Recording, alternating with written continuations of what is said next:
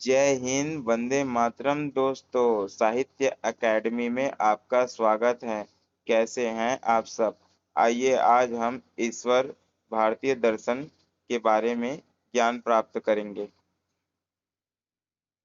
ईश्वर शब्द भारतीय दर्शन तथा अध्यात्म शास्त्रों में जगत की सृष्टि, स्थिति और संहारकर्ता, जीवों को कर्म फल प्रदाता तथा दुखमय जगत से उनके उद्धारकर्ता के अर्थ में प्रयुक्त होता है। कभी कभी वह गुरु भी माना गया है। न्याय वैशेषिकादि शास्त्रों का प्रायः यही अभिप्राय है। एको विभुः सर्वविद, एक बुद्धि समाश्रयः, शाश्वत ईश्वराख्य प्रमाणमिष्ठो जगतो विधाता स्वर्गापवार्गादि। पांतजल योग शास्त्र में भी ईश्वर परम गुरु या विश्व गुरु के रूप में माना गया है। इस मत में जीवों के लिए तारक ज्ञान प्रदाता ईश्वर ही है, परंतु जगत का सृष्टिकर्ता वह नहीं है। इस मत में सृष्टि आदि व्यापार प्रकृति पुरुष के संयोग से स्वभावतः होते हैं। ईश्वर की उपाधि प्रकृत सत्व है। यह सट विसंतत्व 26 रूप पुरुष विशेष के रूप के नाम से प्रसिद्ध है। अविद्या आदि 5 कलेश, शुभाशुभ कर्म, जाति, आयु और भोग का विपाक तथा आशय का संस्कार ईश्वर का स्पर्श नहीं कर सकते। पंचविंशतत्व रूप पुरुषतत्व से वह विलक्षण है। वह सदा मुक्त और सदा ही ऐश्वर्य संपन्न है। निरीश्वर सांख्यों के मत में नित्य सिद्धि ईश्वर स्वीकृत नहीं है, परंतु उस मत में नित्येश्वर को स्वीकार न होने पर भी कार्येश्वर की सत्ता मानी जाती है। पुरुष विवेक ख्याति का लाभ किए बिना ही वैराग्य के प्रकर्ष से जब प्रकृति लीन हो जाता है, तब उसे कैवल्य लाभ नहीं होता और उसका पुनः उद्भव अभिनव सृष्टि में होता है। प्रलयावस्था के अनंतर वह पुरुष उद्बुद्ध होकर सर्वप्रथम सृष्टि के ऊर्ध्व में बुद्धिस्थ रूप में प्रकाश को प्राप्त होता है। वह सृष्टि का अधिकारी पुरुष है और अस्मिता समाधि में स्थित रहता है। योगी अस्मिता नामक संप्रज्ञात समाधि में उसी के साथ तादात्म्य लाभ करते हैं। उसका ऐश्वरिक जीवन अधिकार संपद रूपी जीवन मुक्ति की ही एक विशेष अवस्था है। प्रारब्ध की समाप्ति पर उसकी कैवल्य मुक्ति हो जाती है।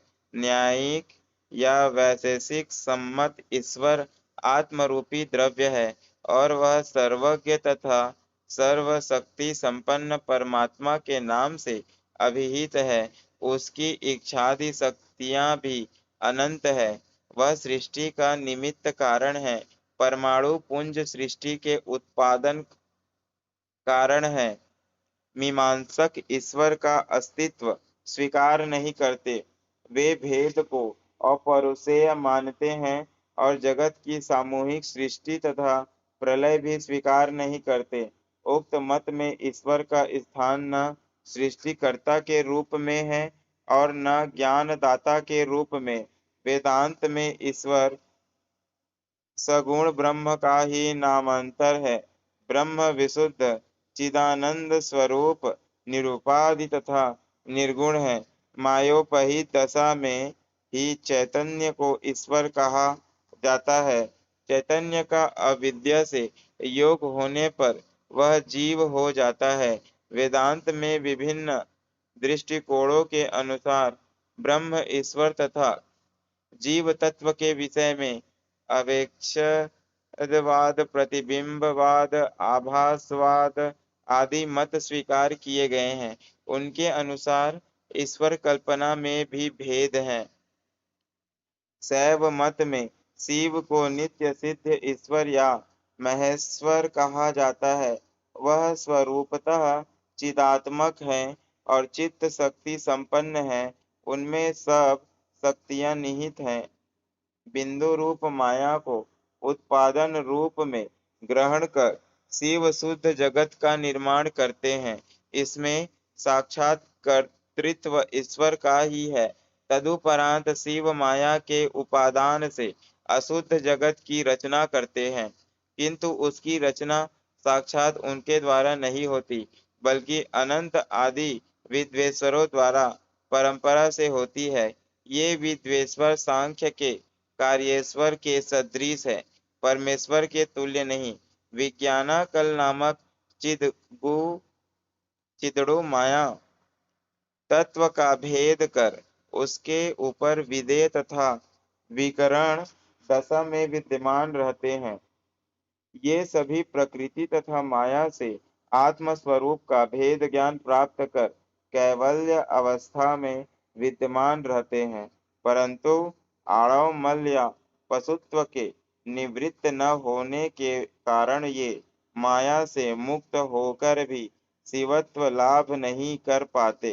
परमेश्वर इस मल के परिपक्व होने पर उसके अनुसार श्रेष्ठ अधिकारियों पर अनुग्रह का संचार कर उन्हें बैंदव देह प्रदान कर ईश्वर पद पर स्थापित कर सृष्टि आदि पंच कृत्यों के संपादन का अधिकार भी प्रदान करता है। ऐसे ही अधिकारी ईश्वर होते हैं। इनमें जो प्रधान होते हैं वे ही व्यवहार जगत में ईश्वर कहे जाते हैं। यह ईश्वर माया को क्षुब्ध कर माइक उपादानों से ही अशुद्ध जगत का निर्माण करता है और योग्य जीवों का अनुग्रह पूर्वक उद्धार करता है। ये ईश्वर अपना अपना अधिकार समाप्त कर शिवत्व लाभ करते हैं। निरीश्वर सांख्य के समस्त कार्येश्वर और यहाँ के मायाधिष्ठाता ईश्वर प्रायः एक ही प्रकार के हैं। इस अंश में द्वैत तथा अद्वैत शैव मत में विशेष भेद नहीं है। भेद इतना ही है कि द्वैत मतों में परमेश्वर सृष्टि का निमित्त या करता है, उसकी चित्त शक्ति कारण है और बिंदु उपादान है। कार्येश्वर भी प्रायः उसी प्रकार का है। ईश्वर निमित्त रूप से करता है, वामादि नौ शक्तियां उसकी कारण है तथा माया उपादान है। अद्वैत मत में निमित्त और उपादान दोनों अभिन्न है, जैसा अद्वैत वेदांत में है।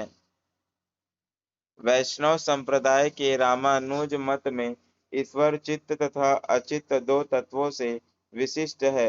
ईश्वर अंगी है और चित्त तथा अचित्त उसके अंग हैं। दोनों ही नित्य हैं। ईश्वर का ज्ञान, ऐश्वर्य, मंगलमय गुणावली तथा श्री विग्रह सभी नित्य है।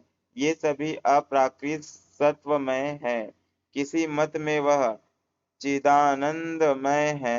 गौड़ीय मत में ईश्वर सच्चिदानंदमय है और उसका विग्रह भी वैसा ही है। उसकी शक्तियां अंतरंग, बहिरंग और तटस्थ भेद से तीन प्रकार की है। अंतरंग शक्ति सत्य आनंद के अनुरूप संधिनी संवित तथा हलादिनी रूपा है। तटस्थ शक्ति जीव रूपा है। बहिरंगा शक्ति माया रूपा है। उसका स्वरूप अद्वय ज्ञान तत्व है, परंतु ज्ञानी की दृष्टि से उसे अव्यक्त शक्ति ब्रह्म माना जाता है। योगी की दृष्टि से उसे परमात्मा कहा जाता है तथा भक्त की दृष्टि से भगवान कहा जाता है, क्योंकि उसमें सब शक्तियों की पूर्ण अभिव्यक्ति रहती है। इस मत में भी कार्य मात्र के प्रति ईश्वर निमित्त तथा उपादान होने दोनों ही माना जाता है। ईश्वर चित्त अचित्त शरीरी और विभु है। उसका स्वरूप धर्म भूत ज्ञान तथा विग्रह सभी विभु है। देश काल तथा वस्तु का परिच्छेद उसमें नहीं है। वह सर्वज्ञ तथा सर्वशक्ति संपन्न है। वात्सल्य, औदार्य, कारुण्य, सौंदर्य आदि गुण उसमें सदा वर्तमान है। श्री संप्रदाय के अनुसार ईश्वर के 5 रूप है, परव्यू, विभव, अंतर्यामी और अर्चावतार। परमात्मा के द्वारा माया शक्ति में ईक्षण करने पर माया से जगत की उत्पत्ति होती है। वासुदेव, संकर्षण, प्रद्युम्न तथा अनिरुद्ध वस्तुतः परमात्मा के ही 4 रूप हैं। ये 4 व्यू श्री संप्रदाय के अनुसार ही गौड़ीय संप्रदाय में भी माने जाते हैं। वासुदेव पाणगुण्य विग्रह है, परंतु संकर्षणादि में 2 ही गुण हैं।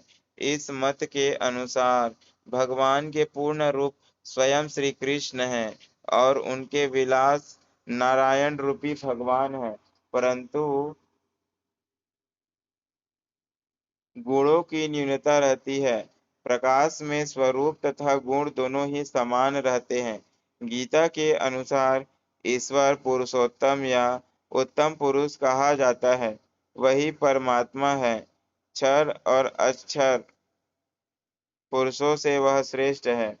उसके परम धाम में जिसकी गति होती है, उसका फिर प्रत्यावर्तन नहीं होता।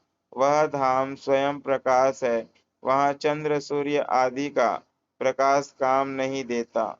सब भूतों के हृदय में वह परमेश्वर स्थित है और वही नियामक है। प्राचीन काल से ही ईश्वरत्व के विषय में विभिन्न ग्रंथों की रचना होती आई है। उनमें से विचार दृष्टि से श्रेष्ठ ग्रंथों में उदयनाचार्य की न्याय कुसुमांजलि है। इस ग्रंथ में 5 स्तवक या विभाग है। इसमें युक्तियों के साथ ईश्वर की सत्ता प्रमाणित की गई है।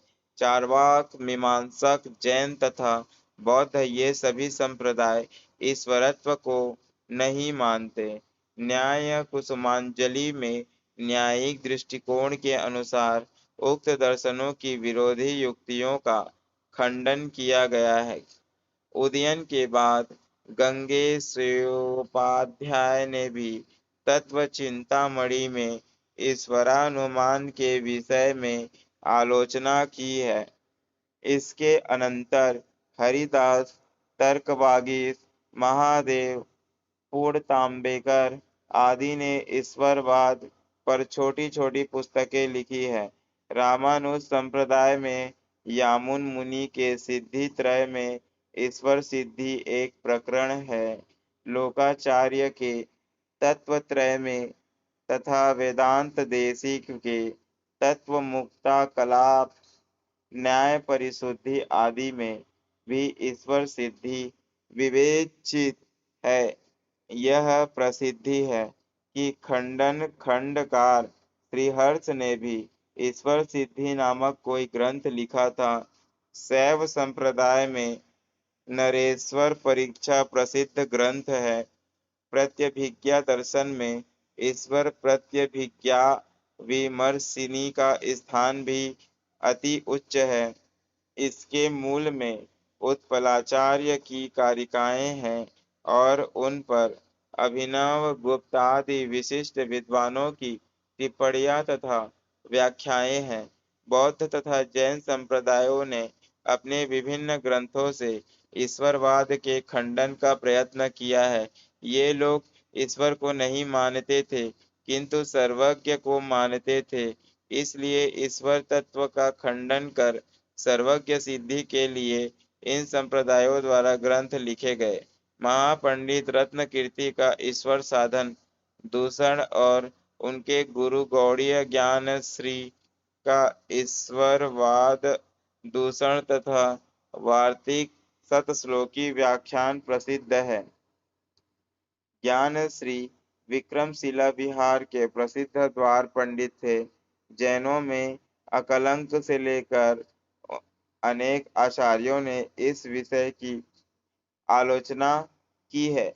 सर्वज्ञ सिद्धि के प्रसंग में बौद्ध विद्वान रत्नकीर्ति का ग्रंथ महत्वपूर्ण है।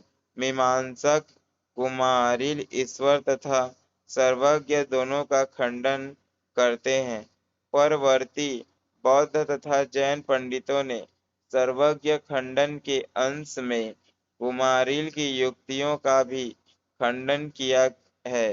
क्रियाशैली भी दिनचर्या की भाषा का अध्ययन करने वाले व्यक्ति को अपनी तरफ आकर्षित करती है, जो एक नई दिशा प्रदान करने वाली युक्ति होती है।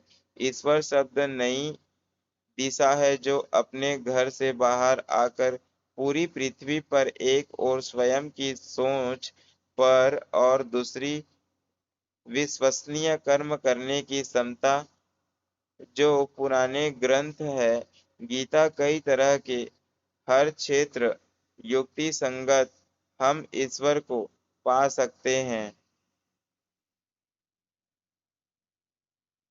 भगवान ईश्वर, ईसाई मत में ईश्वर। आशा करता हूँ कि मेरा यह छोटा सा प्रयास आपको अच्छा लगा हो। जय हिंद, वंदे मातरम।